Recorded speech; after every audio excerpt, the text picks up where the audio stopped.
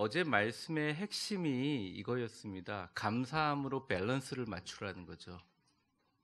그러니까 그 사람 삶의 질을 보려면 세상의 기준이 아닌 성경적으로 신앙적인 기준으로 볼 때 그 사람의 모든 마음과 생각이 얼마나 감사함으로 밸런스가 맞아져 있는지를 보라는 것입니다.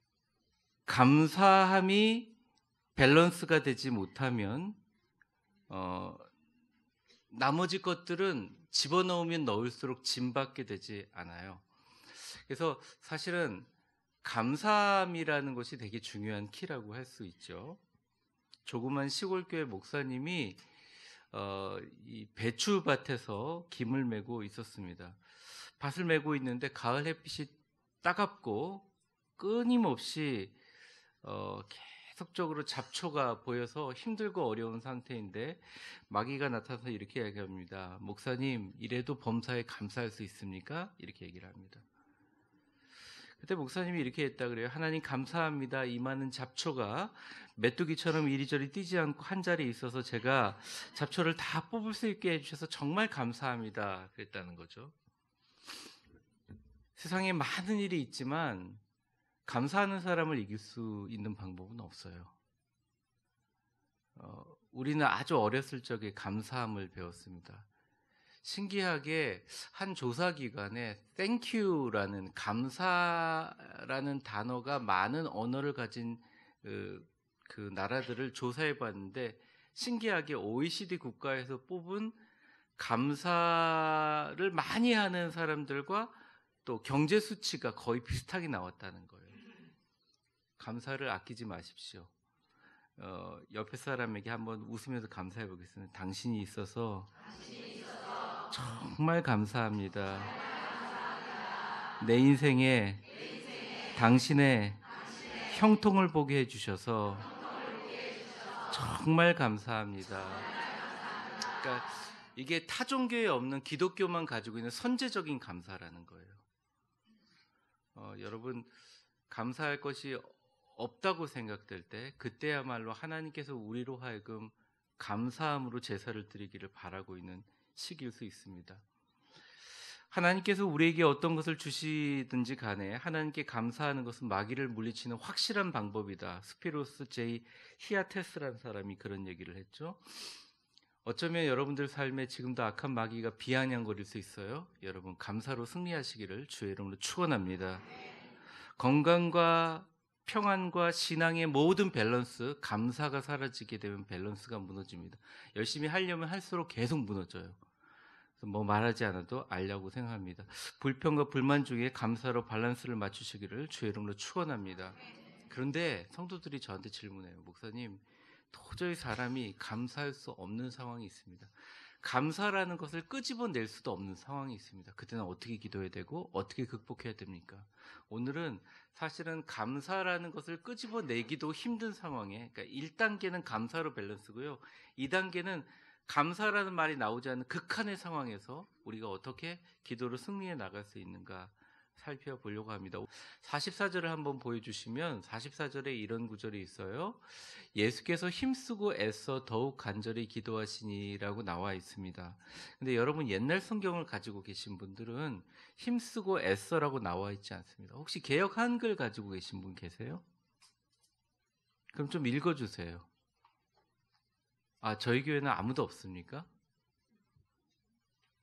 꼭 그 개역 한글을 갖고 다니시는 분들이 있더라고요.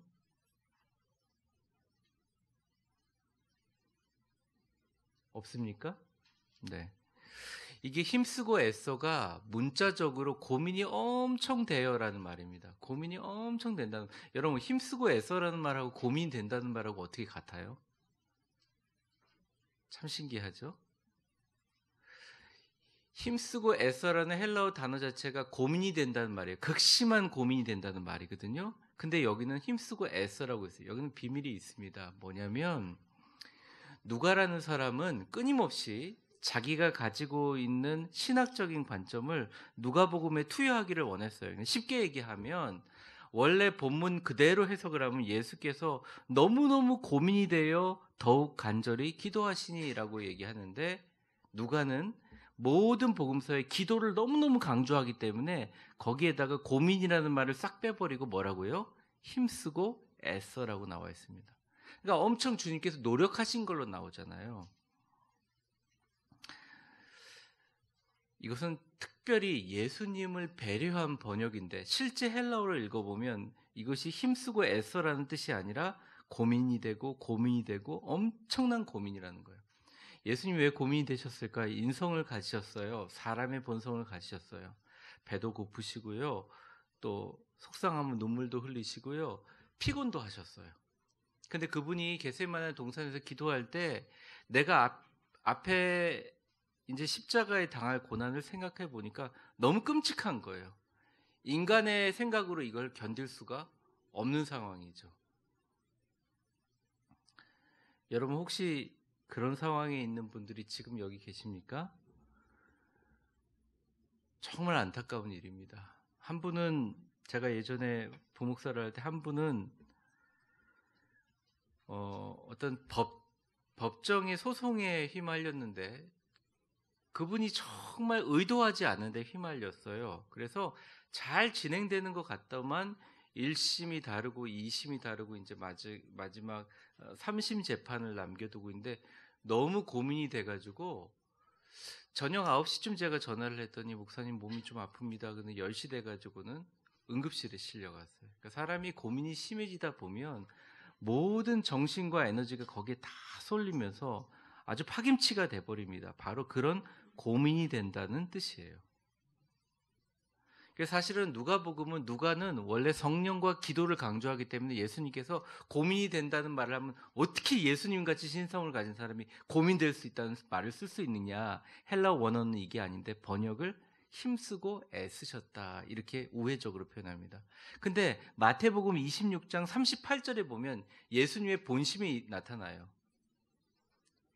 한번 같이 읽어보겠습니다. 시작. 이에 말씀하시되 내 마음이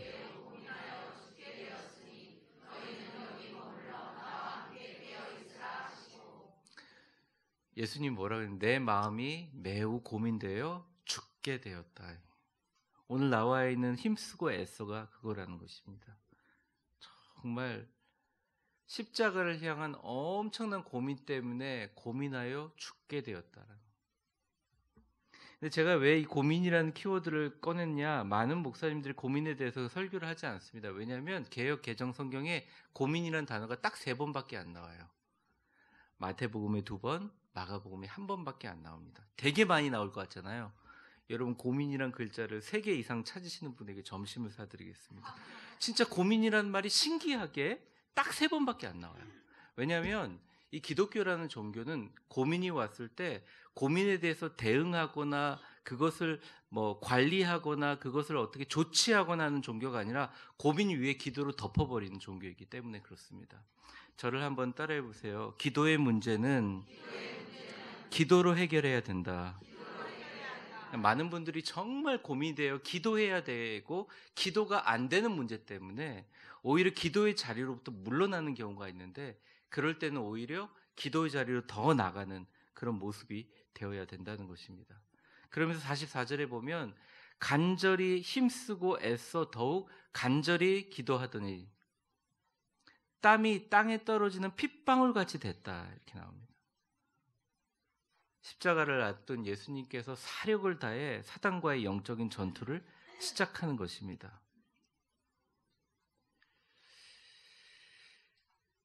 여러분 기도하면서 땀을 좀 많이 흘려보신 적이 있으세요?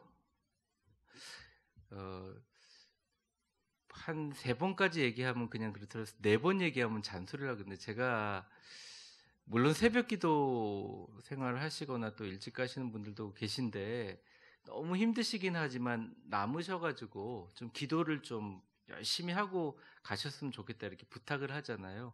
다 좀 바쁘셔서 우수수수 이렇게 빠져나갑니다. 오늘 간식도 되게 좋아요. 그래서 여러분들 간식 간식 좋은데 촥 우리가 마시면서 쭉 빠져나가신데 사실은 기도를 한 번 해서 땀을 흘리는데 사람이 얼마나 진땀을 흘리냐면 이 진땀이 떨어져가지고 피가 툭툭툭 떨어지는 것처럼 기도해 보신 적이 있으세요? 아니면 정말 밤새 이 문제를 가지고 밤을 새면서 기도해 보신 적이 있으세요? 요번에는 여러분들 한번 오늘 말고 내가 구원할 영혼들을 위해서 밤새면서 한번 기도해 보는 축복이 있기를 주의 이름으로 축원합니다. 주님께서 심판대에 나중에 부르셨을 때, 야, 네가 내 인생에서, 주님, 제가 제 인생에서 한번 구원할 영혼을 위해서 밤새면서 한번 기도해 봤습니다. 뭐 이런 말씀은 한번 주님께 드려야 되지 않을까요? 고민을 예수님은 영적인 전투라고 여기고 기도로 싸워서 이기셨습니다. 그러니까 많은 분들이 고민을 그렇게 해소를 하려고 그래요. 해소를 하려고 그래요. 근데 고민은 그게 근원적인 고민일수록 해소가 되지 않습니다. 고민의 깊이로 들어갈수록 해소가 되지 않아요. 사력을 다해 사단과의 영적인 전투를 하면서 싸워 이기는 거죠. 근데 인간들은 그것을 깨닫지를 못하죠. 45절을 한번 같이 읽어볼까요? 시작. 기도 후에 일어나 제자들에게 가서 슬픔으로 인하여 잠든 것을 보시고. 제자들은요, 뭘로 인하여 잠들었다고요? 네. 슬퍼서 주무시는 분도 혹시 계세요? 마음의 손을 한번 들겠습니다. 제가 제 심리학을 했기 때문에 여러분 표정을 한번 보겠습니다. 나는 힘들어서 슬퍼서 한번 자본 적이 있다. 저를 보세요. 이게 사람이 무기력하면 잠을 자기도 하지만 엄청난 고통의 슬픔이 있으면 이 몸에서, 야, 너 더 이상 고민하면 네 죽는다. 잠깐 스위치 오프 꺼버립니다. 잠들어 버리는. 제자들한테 청천벽력이죠. 아니, 애 도시락 하나를 가지고 5,000명을 먹이는 사람이 조금 있으면 내가 십자가에 죽겠다 그러니까 이건 막 믿었던 사람한테 엄청난 배신감이죠. 그러니까 난리도 아닌 겁니다. 제자들이 바라는 그런 하나님 나라는 오지도 않은 거예요. 게다가 육신적으로 엄청 피곤해요. 겟세마네 동산이 낮은 산이 아닙니다. 이거는 미리 축복을 선포해야 되는데 우리 모든 위대한 교회 교인들이 전세기 나중에 빌려가지고 전부 다 성지순례를 같이 가기를 주의 이름으로 축원합니다. 아멘 안 하시는 분들은 뭐 네, 바쁘셔서 못 가시네. 아니 제가요 안수를 받은 지 20년 가까이 됐는데 아직까지 성지순례를 못 가봤어요. 진짜 기회가 많은데 그때마다 일이 있어서 꼭 우리 교인들하고 같이 가고 싶습니다. 겟세마네 동산이 엄청나게 가파르대요. 거기까지 올라가는 것도 너무 힘들었는데 주님께서 그냥 계속 기도를 가르치시고 기도하라 그러니까 예수님이 제자들을 어떻게 깨웠을까? 막 예수님 기도하다가 거기 보면 무슨 구절이냐면 돌을 던져가지고 닿을 만한 곳에 선생님 분필로 이렇게 가르치다가 옛날에 분필 많이 맞아보셨잖아요. 왜 다 우동생인 것처럼 그러세요? 저는 분필 맞아봤어요. 까불다가 선생님한테. 옛날에는 그랬어요. 탁 부러뜨린 다음에 그냥 슝 던지면 딱 맞으면 막 안 떠들고 그랬는데 진짜 예수님이 돌 착 던져가지고 하는 만큼 딱 보이는 시야 거리에다 제자들을 둬요. 근데 제자들이 3번 깨웠는데 3번 다 잡니다. 사람이 극심한 슬픔이 있으면 잠을 자요. 영적인 것도 똑같아요. 교회 나오는데 자꾸 슬픈 사람들 있잖아요. 자기에게 슬픈 일이 이렇게 일어났는데 슬픈 일을 넘겨버리지 못하고 계속 품고 있는 사람들 있죠. 성향상. 그런데 그 사람이요 육신과 또 삶으로도 자기도 하지만 영적으로도 같이 자요. 그래서 마귀가 들어가기 가장 좋은 최적의 환경들을 만들어내요.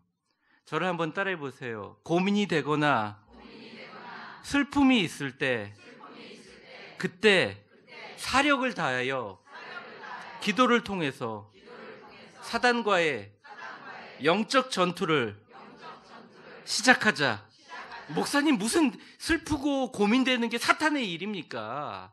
이건 내가 갖고 있는 일이지. 아니에요. 기독교인들은요 머리서부터 발끝까지 할렐루야가 돼야 돼요.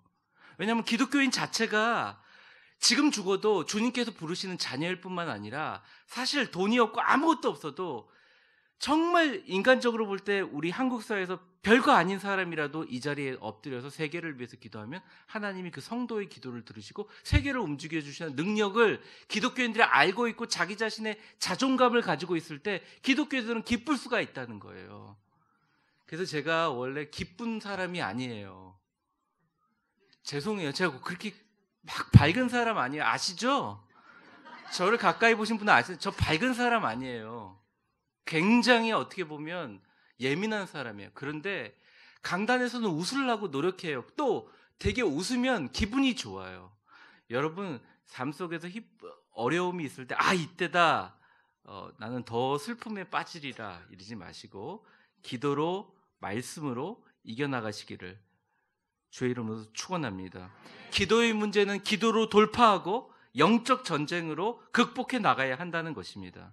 근데 제자들은 일어나지를 못했어요. 마가복음 14장 37절에서부터 38절 한번 보시죠. 그냥 화면으로 보여주세요. 돌아오사 제자들이 자는 것을 보시고, 여기서 잘 기억하세요. 누구에게 얘기하십니까? 베드로에게 말씀을 시모나. 여기서 왜 베드로란 말을 안 하고 시모나 이랬을까요? 그 당시까지는 그냥 이름이 시몬이었어요. 나중에 바꿔주신 자느냐? 네가 1시간도 깨어있어. 주님께서 별명을 베드로라고 지어줘 놓고서 왜 인간적인 이름을 또 부를까요? 그 다음 절을 한번 보세요. 한번 여기서부터 읽어보겠습니다. 시작. 시험에 들지 않게 깨어있어 기도하라. 마음에는 원이로되 육신이 약하다. 네, 이것은 제자들 전체를 보고 하신 말씀이 아닙니다. 베드로에게 하신 말씀이에요. 그리고 나서 41절을 한번 다시 보겠습니다. 41절. 이런 식으로 3번을 깨워요. 자, 3번째 같이 한번 읽어보겠습니다. 시작. 3번째 오사 그들에게 이르시되 이제는 자고 쉬라. 그만 되었다. 때가 왔으니 보라 인자가 저희는. 3번째 오니까 제자들이 불쌍한 거예요. 야, 이제 자라. 자고 좀 쉬어라. 조금 이따 날 잡으러 오는 일이 있을 것이다. 이렇게 얘기를 하십니다. 이런 자세한 맥락이 다 빠진 상태라는 거죠. 마가복음에 나와 있는. 그럼 오늘 누가복음으로 다시 들어가면 3번째 46절을 오늘 마지막 절인데 읽어보겠습니다. 시작. 이르시되 어찌하여 자느냐 시험에 들지 않게 일어나 기도하라 하시니라. 자지 말고 시험에 들지 않게 일어나 기도하라 라고 얘기합니다. 사랑하는 성도 여러분, 한국 교회에서 가장 애매한 단어 중에 하나가 몇 개가 있는데 은혜라는 단어하고요, 상처라는 단어하고요, 시험이라는 단어입니다. 제가 질문을 하겠습니다. 성령님과 성부 하나님과 예수님이 때때로 여러분들을 테스트할 때가 있다고 나와 있습니까? 없다고 나와 있습니까? 성경에. 네? 우리 교인들은 너무 겸손하셔서 모르는 척 하시는데 많이 있죠. 예수님도 시험 받으셨는데요. 네. 저를 한번 따라해보세요. 시험을 절대화하지 말자. 시험이 모든 것의 핑계가 아니라는 거죠. 시험은 테스트라는 것입니다. 근데 마귀가 주는 시험 같은 유혹 같은 시험이 있어요. 근데 그 시험이 들어가게 되면 고민하게 되고 슬퍼지게 되고 건강과 평안과 신앙이 감사를 잃어버리게 되고 깊이 다운하면서 자기 자신으로 들어가게 돼서 예수 그리스도의 교통을 방해하게 된다는 것입니다. 그런데 여기에서 시험에 들지 않게 일어나 기도하라는 얘기는 아주 포괄적인 의미가 있어요. 그래서 오늘 요거를 잠깐 살펴보고 우리가 오늘 44절, 45절, 46절을 위해서 기도하면서 진짜 우리가 시험에 들 때 어떻게 주님의 앞에 기도의 자리를 만들어 나가는지를 보려고 합니다. 자, 여기 46절에 나와 있는 시험은 뭐냐면 앞으로 너희들이 잠깐 이제 3번째 쉬고 나서 뒤에 있을 일들을 얘기하는 거예요. 뒤에 어떤 일들이 일어나느냐? 47절을 한번 보겠습니다. 여러분들 화면을 봐주시면 돼요. 한번 같이 읽어보겠습니다. 47절과 48절 같이 읽어보겠습니다. 시작. 말씀하실 때 한 무리가 오는데 12 중에 하나인 유다가 하는 자가 그들을 앞장서 와서 예수께 입맞추려고 가까이 하는지라. 예수께서 이르시되 유다야 내가 이 상황이 어떤 상황입니까? 제자들이 그렇게 졸리고 힘든 제자들을 깨워서 3번이나 기도하라고 하신 예수님의 뜻이 있었어요. 뭐냐면 자기 동료였는데 어쩌면 겟세마네 동산에 살짝 올라와서 먼저 내려갔을 수도 있던 가룟 유다가 너무나 뻔뻔하게 겟세마네 동산 쪽으로 언덕 쪽으로 내려가고 있는데, 그 밑으로 내려가고 있는데, 평지로 내려가고 있는데 와가지고 그 대제사장들의 그 강도를 잡으러 가는 것처럼 그런 깡패들을 데리고, 사실은 깡패예요. 깡패라는 단어예요. 검을 들고 오고 사람을 때려 죽일 수 있는 그 당시 생겨있는 몽치, 그러니까 성경 말하는 망치 같은 걸 들고 왔어요. 그런 상황도 화가 나는데, 내가 정말 믿었고 사실은 회개를 담당했던 사람이거든요, 가룟 유다가. 그러니까 정말 자기의 그런 이렇게 식비 같은 거 걷었을 거 아니에요. 12제자가 예수님과 다니면서 믿었던 사람인데, 그 사람이 예수님 와서 예수님한테 입을 맞추면서 사람들 보고 입 맞추는 사람이 저 사람 잡으세요. 얼마나 열받치는 상황입니까? 얼마나 정신적으로 이게 완전히 분열. 여러분, 우리가 평소에 기도해야 되고 인간적으로 깨워줘야 될 이유는, 마귀는 때때로 우리에게 우리가 전혀 예상하지 못한 인간적인 분노, 폭발적인 어떤 사람들의 간악한 배신이나 이런 상황을 통해서 우리의 감정을 통제하지 못하게 만들어 버릴 수가 있다는 거예요. 그것도 하나의 시험이라는 거죠. 자, 49절 50절을 보겠습니다. 그 이후에 49절 50절 어떤 일이 일어났냐 같이 읽어보겠습니다. 49절 50절 시작. 여짜오되 주여 우리가 칼로 치리이까 하고, 그 중에 한 사람이 대제사장의 종을 그 오른쪽, 누군지 다 알죠? 누굽니까?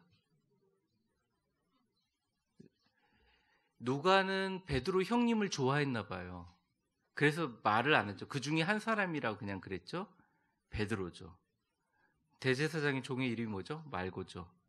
귀를 잘라버리지 않았습니까? 근데 여러분, 이제 좀 이해가 되세요? 예수님께서 제자들 다 처자고 있는데 유독 베드로한테 와서 시몬아, 육신이 너무 약하다. 마음은 원인데, 네가 마음은 불 같은데 기도할 수 있는 육신이 약하구나. 시험에 들지 않게 깨어 기도하라는 의미를 아세요? 사람이요, 굉장히 대단할 것 같잖아요. 제가 보니까 어떤 분들은 굉장히 이렇게 보면 사업적인 그런 게 좋은 분들이 있어요. 또 어떤 분들은 굉장히 인격적으로 훌륭하신 분들, 어떤 분들은 태어날 때부터 부모로부터 정말 좋은 몸을 받아가지고 건강을 잘 가지고 있는 분들이 있어요. 또 도저히 각 사람에게 흉내낼 수 없는 독특한 하나님이 주시는 엄청난 탤런트들을 다 가지고 있는 분들이 계세요. 그런데 그런 분들이 정말 탄탄대로 가다가 그 사람 마음에 하나의 엄청난 인간적인 분노와 충격이 딱 되어지면 와르르 무너지는 걸 볼 수가 있어요. 제가 예전에 교회에 있을 때 한 집사님이 사업을 참 잘하셨어요. 정말 주님의 은혜 안에서 사업도 하고 교회에서 너무너무 잘 섬기는 참 귀한 하나님의 사람이었어요. 근데 너무나 믿었던 친구한테 사기를 당했는데 액수가 크지 않았어요. 충분히 딛고 일어나는.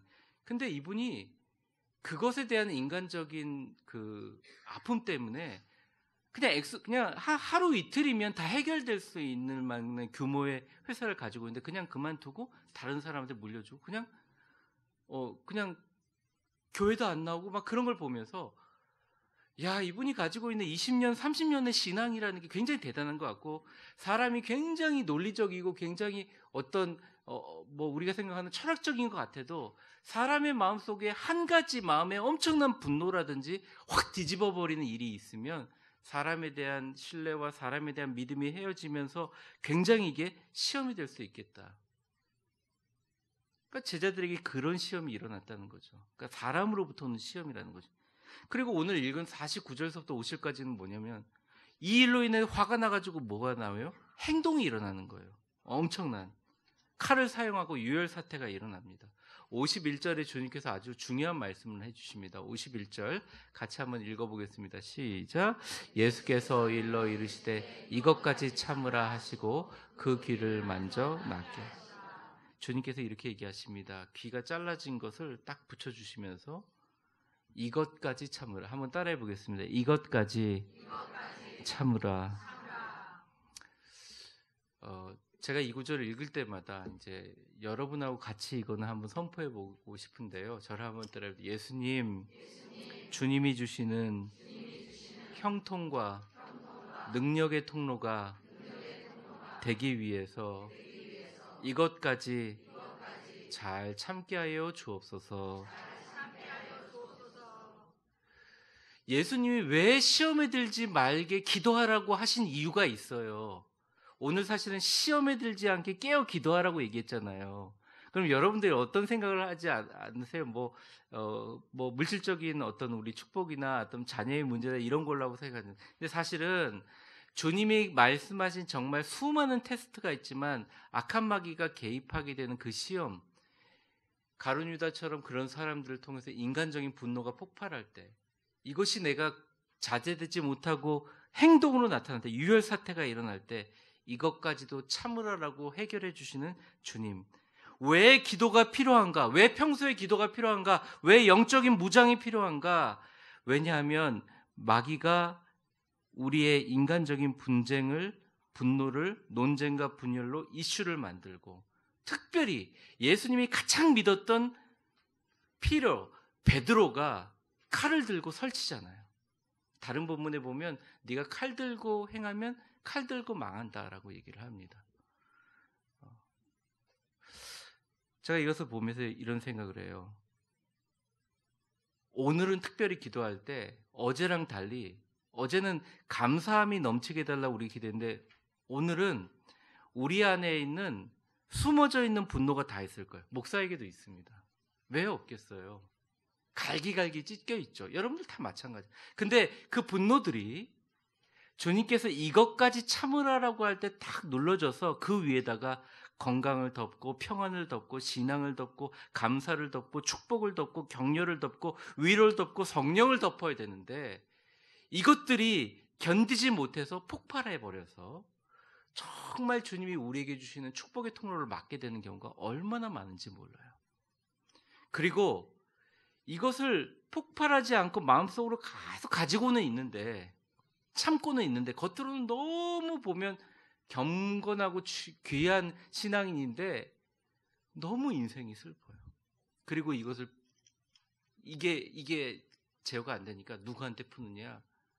가족들한테 간접적으로 풀기도 하고, 자기 밑에 직원들한테 풀기도 하고, 삶 속에서 이것을 해소하면서 하는 경우가 너무 많습니다. 근데 여러분, 참 신기한 게 말하지 않아도 마음이 굉장히 밝은 사람들이 있잖아요. 이런 것들을 잘 해소하고 주님의 성령의 보혈로, 십자가의 보혈로 이 아픔과 상처들이 치료된 사람들은 하나님의 축복이 선포되고 하나님의 영적인 메시지가 선포돼도 마치 나무 조각에 칼로 새긴 것처럼 그대로 임하거든요. 근데 우리가 이것이 계속 우리에게 방해가 된다는 거예요. 그리고 이것이 수면에 떠 있는 것처럼 너무나 좋은 신앙생활을 하다가 예전에 가지고 있는 상처를 한번 툭 건드리는 일이 생기면 주님께서 말씀하신 것처럼 베드로야, 인제 생각나니? 3번 닭이 올 때 베드로야, 인제 생각나니? 칼을 들고 휘두를 때 베드로야, 인제 생각나니? 주님, 이 사람 내가 한번 같이 전쟁을 해보자는 말입니까? 베드로야, 이제 생각나니? 왜 내가 너에게 시험에 들지 않게 깨워서 기도하라고 하는지 생각나니? 여러분, 심층적인 부분을 해결하지 못하면 겉으로는 그런 척하지만 계속적으로 반복될 수밖에 없어요. 저를 한번 따라해 보겠습니다. 예수님, 내 마음 다 아시지요? 다시 한번 해보겠습니다. 예수님, 내 마음 다 아시지요? 제가 오늘 말씀을 정리해보면 그런 거예요. 고민? 예수님도 고민했어요. 다 고민하고 살아요. 슬픔? 당연히 슬픔 있죠. 그런데 이게 유익이 없다는 거예요. 고민과 슬픔을 계속 우리가 묵상해서 이게 영적인 힘이 된다면 얼마나 좋겠어요. 유익이 없다는 거예요. 하나님의 능력의 통로를 닫는 거예요. 이것을 벗어나려고 우리는 기도해야 된다는 것입니다. 정말 기도로 벗어나야 된다는 거죠. 또한 시험은 예수님이 원하지 않는 행동을 하게 만들어 버린다는 거죠. 사람일 수 있고 마귀일 수 있고 귀신일 수 있고 포도원을 허는 작은 여우일 수도 있고 부정적인 상황일 수도 있고 또 성도를 통해서도 있고 이런 분노의 순간에 딱 우리가 깨달아야 돼. 아, 이게 시험이구나. 평소에도 기도했지만 지금도 기도할 때구나. 교회와 사역자와 성도와 우리의 사회와 우리의 구원의 사역을 위해서 나의 본질을 붙들고 기도해야겠구나. 성령님 분별하게 하여 주시옵소서. 예수님이 가장 좋은 방법으로 해결해 주실 줄 믿습니다.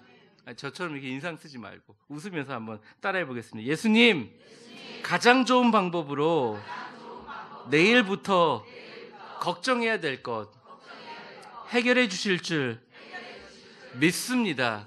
그러니까 자기가 기도의 제목을 만들어서 기도의 자리를 만들어서 나아가야 한다는 것이에요.